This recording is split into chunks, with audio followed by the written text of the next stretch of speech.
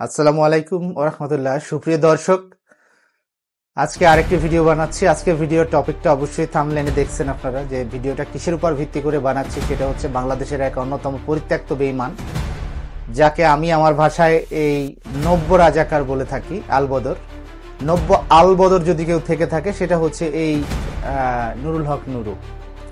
আপনারা দেখেছেন যে গতকালকে তাকে আদালতে তোলা হয়েছে, তখন কি সিনটা ক্রিয়েট করেছে সে। আচ্ছা, বাংলাদেশে কি আর কোনো নেতাকর্মীকে আদালতে কখনো তোলা হয়নি? দেশের নামি দামি বা ব্র্যান্ডের, যাদের ব্র্যান্ড বলা হয় রাজনীতির, এরকম নেতাকর্মী কি কখনো আদালতে তোলা হয়নি? যদি পুলিশ তাকে টর্চারই করে তাহলে তো তাকে হুইল চেয়ারে করে আনার কথা। এরকম আনবে কেন? জুতা পরনে নাই কেন? ওকে কি ন্যাংটা করে তারপরে পিটিয়েছে, সেলে ঢুকিয়ে, ইন্টারোগেশনে ঢুকিয়ে? এই যে নাটকগুলো করে, এবং দেখলাম যে ওর ওয়াইফ আছে যিনি, উনি আবার প্রেস কনফারেন্স করছে। এই কোটা আন্দোলনকে কেন্দ্র করে আসলে অনেক নেতাকর্মী গ্রেফতার হয়েছে, বিএনপির, জামাতের, সেটার ব্যাপারটা আলাদা, তারা হাইলাইট হয়েছে এবং তাদেরকে টার্গেটমূলকভাবে সরকার গ্রেফতার করছে। এই নুরুল হক নূর হচ্ছে একজন বর্তমান আলবদর, 2024-এর আলবদর। আমার তো মনে হচ্ছে এখানে, কারণ মধ্যরাতে নুরুল হক নুরুর সেই ডিভির অভিযানমূলক ভিডিও, সেটাও আমরা দেখেছি। এর আগেও নুরু কয়েকবার আহত হয়েছে, সেটাও দেখেছি। কি সুন্দর নাটক করে। তা আমার কথা হচ্ছে, যারা শিল্পকলায় কাজ করেন, ও তো ঢাকা বিশ্ববিদ্যালয়ের ছাত্র, মেধাবী ছাত্র, আপনারা নুরুল হক নুরুকে একটা স্পেস দেন না কেন ভাই? এই নাটকের এই অভিনেতা কেন রাজনীতির মাঠে, এবং এখন এই রাজনীতিটা কেন করছে, এটা কিন্তু একটা বোঝার বিষয়। এখন যে নাটকটা করছে, এটা তার দুইটা অপশন আছে। অপশন নাম্বার 1, সাবেক ভিপি হিসেবে ঢাকা বিশ্ববিদ্যালয়ের একজন কোটা আন্দোলনকারীর পুরনো পাপী হিসেবে, আমি বলবো তাকে পাপী, কারণ তার কোটা আন্দোলনের উদ্দেশ্যটা ছিল অন্য কিছু। কোটা আন্দোলন যেটা হয়েছে এবার হয়েছে, কোটা আন্দোলনের পূর্ণতা পেয়েছে এবার। বাট নুরুল হক নুরুর সময়টাই কিন্তু কোনো পূর্ণতা পায় নাই, পূর্ণতা প্রাপ্তিতে রূপান্তরিত হয়েছে। কিন্তু নুরুল হক নুরুর সেটা কিভাবে হয়েছে সেটা সারা বাংলাদেশের মানুষ খুব ভালো করে জানে, আমার জানাতে হবে না আশা করছি। বিকাশ নুরুকে কেই না চেনে এখন। তো এখন নাটকটার একটা প্রধান কারণ হচ্ছে ছাত্র আন্দোলন তো এখন একটা পর্যায়ে চলে আসছে, এবং সরকারকে যদি মোটামুটি একটু মাথা দাঁড় করাতে হয়, সেই ক্ষেত্রে ছাত্রদের সাথে সে আর পাঙ্গা নেবে না। তার ছাত্রলীগ টিক এগুলো আর ছাত্রদের সাথে কখনো রাজনীতি করতে যাবে না, এ ব্যাপারটা কনফার্ম। তো সেই ক্ষেত্রে নুরুল হক নুরুর অবস্থানটা ছিল একদম নীরব। যে বিষয়টা গোয়েন্দা সংস্থা হাইলাইট করছে, আমি এটা বিশ্বাস করি না। আমি আমার একজন বাংলাদেশের নাগরিক হিসাবে আমি আমার মতামত উপস্থাপন করতেই পারি। নুরুল হক নুরুর ব্যাপারে গোয়েন্দা সংস্থা বলছে যে তার সাথে কোটা আন্দোলনকারী সমন্বয়কদের সাথে কথা। হ্যাঁ, এটাকে যদি পজিটিভ ভাবে নেই, এটা হওয়াটা খুব স্বাভাবিক একটা বিষয়। অ্যাজ এ সিনিয়র ভাই হিসেবে বিশ্ববিদ্যালয়ের তারা নুরুর সাথে যোগাযোগ করতে পারে, এখানে তাদের অপরাধের কিছু আমি দেখছি না। বা আমরা যদি সাংবিধানিকভাবেও ভাবতে যাই, সেই ক্ষেত্রে এখানে অপরাধের কিছু নাই। সিনিয়র একজনের কাছে কিন্তু একটা বিষয় নিয়ে ডিসকাস করা যেতেই পারে। তাই বলে এরকম আদালত প্রাঙ্গণে সে পুলিশের গলায় হাত দিয়ে ঝুলতে ঝুলতে, মানে এই নাটকটা যে আসলে প্রধানমন্ত্রী শেখ হাসিনার আন্ডারে হচ্ছে, এটা কিন্তু পরিষ্কার। অনেক নেতাকর্মী ধরা হয়েছে, অনেক নেতাকর্মীকে টর্চার করা হয়েছে।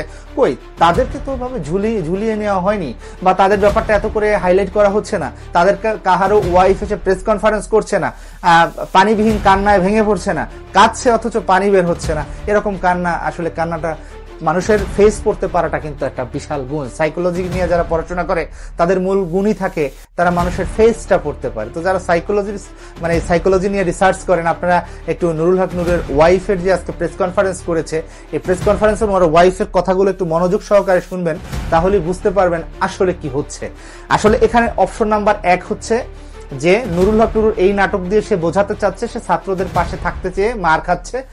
অপশন নাম্বার 2 হচ্ছে সবচেয়ে ভয়ঙ্কর যে বিষয়টা, এর পূর্বেও এই খেলা খেলে এসেছে নুরুল হক নুরু, শুধুমাত্র বিএনপির কিছু লোভী সিনিয়র নেতাকর্মীদের জন্য নুরুল হক নুরু ট্র্যাপে পড়েছে বিএনপি। এর কারণটা হচ্ছে বিএনপির অভ্যন্তরীণ কিছু বিষয় যেগুলো এক্সপোজ করার ক্ষেত্রে নুরুল হক নুরুর একটা বিশাল অবদান বরাবরই কিন্তু রয়েছে, এবং সেটা সিনিয়র যারা রয়েছে বিএনপির ঊর্ধ্বতন পর্যায়ে, তারা অনেকে বিষয়টা অবগত হয়েছে এবং তারা নুরু থেকে দূরত্ব বজায় শুরু করেছে প্রহসনের নির্বাচনের পর থেকে। প্রহসনের নির্বাচনের আগে তাদের মধ্যে অনেক যারা ভদ্র আছে, যারা মার্জিত আছে, যাদের মধ্যে লোভ লালসা নেই, ত্যাগী নেতা আছে পুরনো, তাদের অনেকেই তাকে স্পেস দিয়েছিল। ইভেন সে অসুস্থ হয়েছিল, সেখানেও তার অসুস্থ মানেই হচ্ছে একটা ড্রামা সিরিয়াল। এটা ড্রামা সিরিয়ালের উচ্চ পর্যায়ের ড্রামাটিক একজন আর্টিস্ট সে। সো সেই আর্টিস্টের জায়গা থেকে আমি বলবো নুরুল হক নুরুকে শিল্পকলায় বা থিয়েটারে একটা ভালো জায়গা দেওয়া দরকার। তো এখন এটা করে হচ্ছে কি, এই জেল জরিমানা, প্রেস কনফারেন্স, কান্নাকাটি, অমুক সমুক এগুলো করে জাস্ট দেখাতে চাচ্ছে তার উপরে সরকার বিল্লা হয়ে আছে, তাকে সরকার ছাড় দিচ্ছে না। কারণ আমাদের তো যারা আমরা নুরুকে প্রথম থেকেই বিশ্বাস করি না যে নুরুল হক নূর হচ্ছে 1 নাম্বার গাদ্দার, নব্য রাজাকার, এবং নুরুল হক নূর হচ্ছে এই প্রজন্মের সবচেয়ে বড় আলবদর আল শামসের একজন। সো সেই ক্ষেত্রে তাকে এই বিষয়টা জনগণের কাছে বোঝাতে হবে যে সে মানুষের পক্ষে কাজ করেছে এবং মানুষের হয়ে কাজ করছে, এবং বিরোধী দলে যারা রয়েছে তারা এই ব্যাপারে তার উপর আবার একবার বিশ্বাস করবে যে না, নুরু তো আসলে নিরপরাধ। মানুষ কি বারবার বেলতলা যায় না, যে কথা বলে না, নেড়া বেলতলা যায় একবার, বারবার যদি নেড়া বেলতলা যায় মাথা তো ফাটবেই। বিষয়টা সিম্পল। সো এই যে ড্রামা সিরিজ চলছে নুরুল হক নূরের, এই বিষয় থেকে দেশ ও জাতিকে আমি বলবো আমার জায়গা থেকে আপনারা সতর্ক থাকবেন। কারণ এই ছেলেটা একটা আস্থা নাটকবাজ, আর কিছু না, একদম নাটকবাজ, আপাদ মস্তক নাটকবাজ। টাকা পয়সা কিছু জগিয়েছে বা বিভিন্ন জায়গা থেকে বহিঃশত্রুদের সাথে হাত মিলিয়ে, সেটা খুব ভালো করে আপনারা জানেন। এরপরে বিকাশের ব্যবসা তার রমজমাট ছিল, আমি নিজেই প্রতিবাদ করেছিলাম একবার।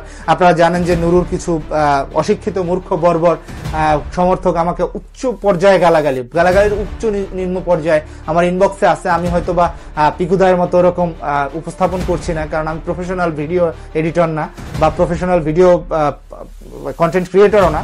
আমি কথা বলছি দেশের সমসাময়িক বিষয় নিয়ে, নিজের জায়গা থেকে কাজের ফাঁকে দেশ ও জনতার জন্য কথা বলার চেষ্টা করি, যাতে জনগণের ঘুম ভাঙায়। আমি হচ্ছি ঘুম ভাঙানিয়া পাখি।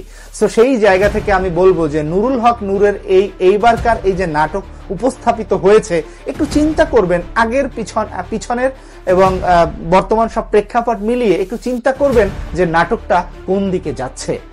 সো আমরা চাই দেশ ও জাতি, ভবিষ্যৎ প্রজন্ম সবকিছু থেকে, আওয়ামী লীগ ছাত্রলীগ থেকে তো সতর্ক থাকবেই, তার চেয়েও বেশি সতর্ক থাকবে এই নুরুল হক নূর ওরফে নুনু পান্তাবাদ।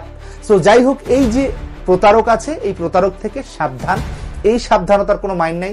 রাজনৈতিক অঙ্গনে বাংলাদেশের রাজনীতির ইতিহাসে সব থেকে একটা কলঙ্কময় অধ্যায় হচ্ছে নুরুল হক নূর।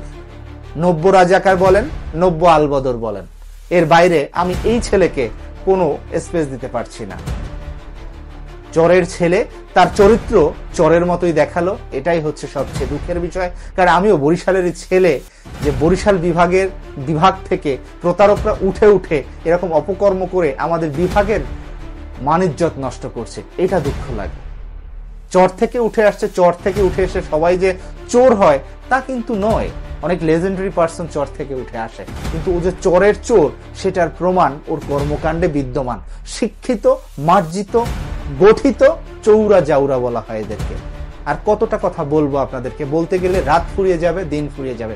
সো আপনারা এই নুরুল হক নূরের কোটা আন্দোলন, প্রহসন সবকিছু মিলিয়ে দেশের সমসাময়িক বিষয়গুলো থেকে নজর হটাবেন না।